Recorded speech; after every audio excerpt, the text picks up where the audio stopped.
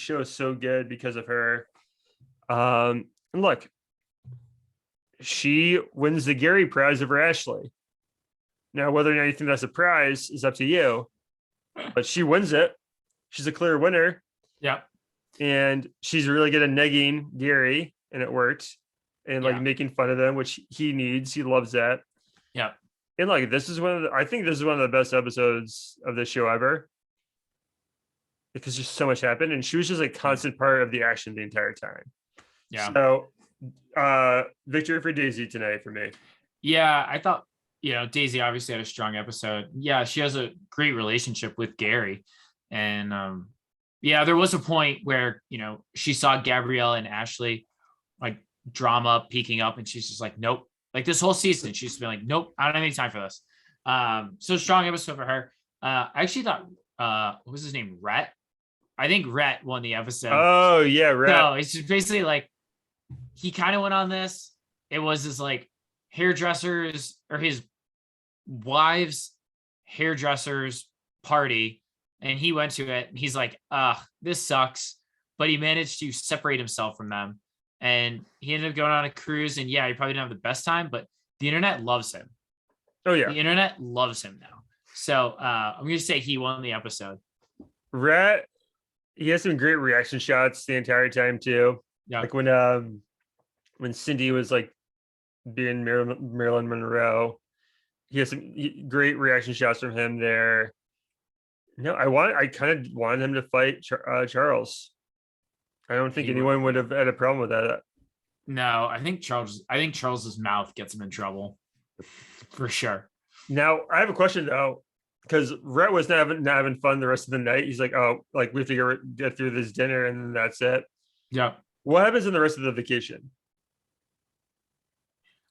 I think you managed to like kind of like separate yourself a little bit. I don't think you're flying on the same plane or, doing this, doing that. I mean, I think you've already have that set up separately. So you can kind of distance yourself as you need to, I think.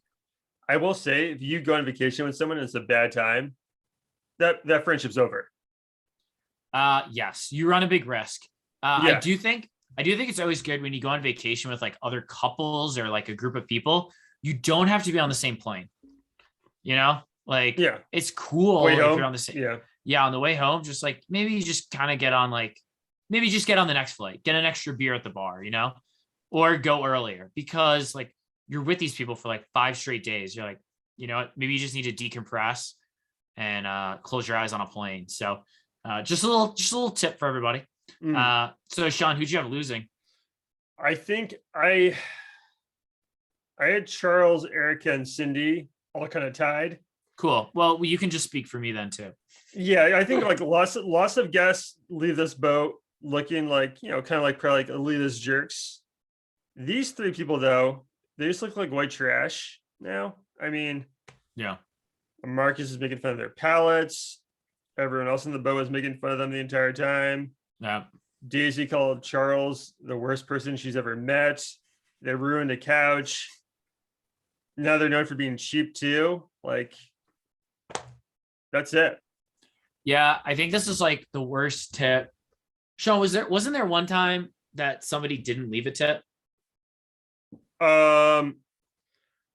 Last year in Sailing Yacht, like those guests that got COVID or that tested positive for COVID, yeah, they still left a tip though, a small one. Got it.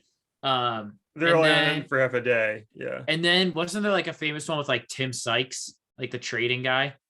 And he was like, I was gonna leave blank, but then because of the food and because of this and that, I'm only leaving blank. So like he like literally like deducted the cash in front of the captain. Yeah. And he kind of Captain Lee too. Yeah, and he like caught some flack for that because he literally had like the cash there, and he's like, but I'm gonna take this away for that and this away for that. And like I think he's been on other show. I think he's been on subsequently, and maybe he didn't do that same thing. But I think this was like leaving this low of a tip is worse than like saying, "Oh, I had $8,000, but I'm only leaving you 6,500." Like that's just bad, man. Yeah, no, I don't think we ever see them again. I mean, I will say it was entertaining, but no, yeah, that's I hope they experience some level of shame, Yeah. but I don't know. I don't know if that they're all that capable of it. All right, man. Let's get into. I had the same answer, so let's get into your question of the week. What do you got? All right. Well, we're not doing Charles or Cindy yet. I know. I just want to these guests. Are you sure we're not done with them? That's a good point, actually. But these truly were like some of the worst guests ever. But John, specifically between Charles and Cindy, who was worse? Who's the worst person based on the show? Um. So not Erica then? I think, yeah. I mean, Erica's a tough hang too, but Yeah. I feel like she didn't really. She's not the worst offender. Wait, It, Selby it and really Erica. it really bothered me when Cindy like clearly left that bronzer on the couch, and then the moment the captain brought it up, like first off, like if you leave that, like if you leave that bronzer on the couch, yet she just like walked away and was like whatever.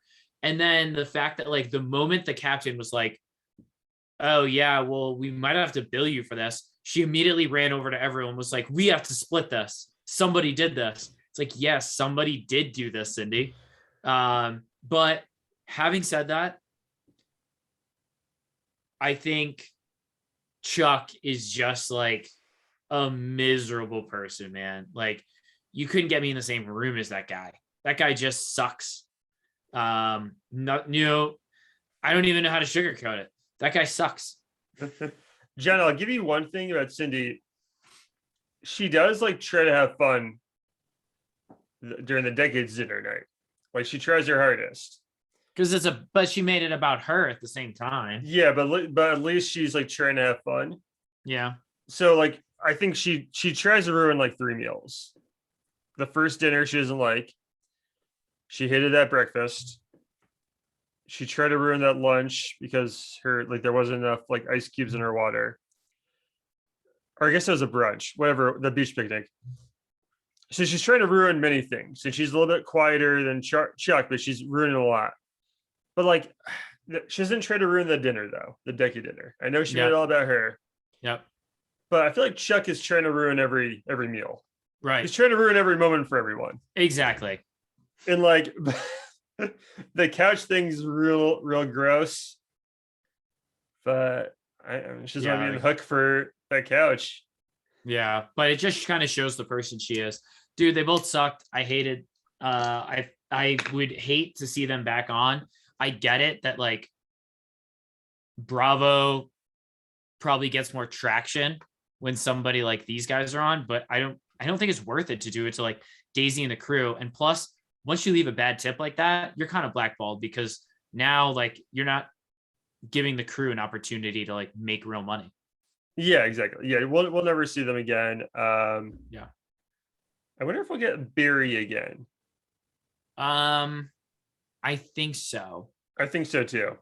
Because I mean, that guy's life was already kind of like tabloided like before he got on. So he didn't do anything that crazy. He was just kind of, he wasn't great. But yeah, I think we're likely to see Barry before these guys. Yeah, so okay, I think we both agreed Chuck is the actual worst person overall because he's just trying to ruin everything. He hated sailing too. It wasn't majestic. Yeah, man, don't go on a sailing yacht if you don't like it. That's all right, man. Let's get into some life advice here. Love it. Let's see, what do we got here? We got our new guy calling in. All right, hey guys, 5'6", 135 pounds, runner's body. Okay. All right, man. Way to keep the pounds off. It's tough to do in life, working in accounting, live in Manhattan, recently got a group text with my friends, my girlfriend's best friend, about attending a glass blowing workshop in early April. I want no part of this, he says. Yeah, man, no crap. It's a 2 to 3 hour workshop and it's in Morristown, New Jersey. Oh, so you gotta like travel. Also, they're trying to get everyone to go to dinner afterwards. How do I get out of this without pissing off my friend group or disappointing my girlfriend? P.S. Some just suggested we do a private session since our group is so big. I mean, like, is that to get more one-on-one time so you get like your glasses better? This So is a tough one, man. they're really into glass blowing. This is a tough one. Like, you living in Manhattan, weather's not great there in January, February, March. You finally get like you finally get a Saturday in April, and you're going up to Morristown to go glass blowing. I don't know, man. This is a tough one to get out of. Sean, do you have any advice here?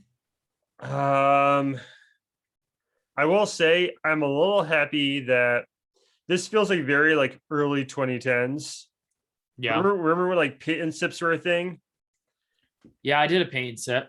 Yeah, I feel like because they people figured out like, or people everyone had the idea that millennials don't like things, they like experiences. Yeah, great. So a lot of stuff like this started popping up, and then obviously the pandemic killed that, and people like stuff again. But now here we are. This stuff is popping back up, and a bunch of New York City people want to do it. That does warm my heart a little bit that this is happening. I don't know, but what glass blowing is that? I'm not quite sure what that is. So you I make think glass. it's like you take like that rod, right? It's like a hollow rod, and you put it in.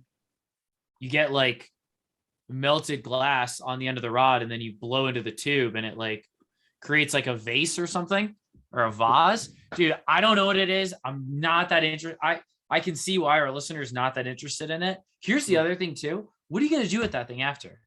Like, it is all about the experience, because like you're gonna have like this vase that probably looks ugly, and then you have to like display it so people can ask like, "Oh, what's that? Where'd you get that?" And you're like, "Well, actually, I made it." Yeah, we had a great weekend. We went up to Morristown.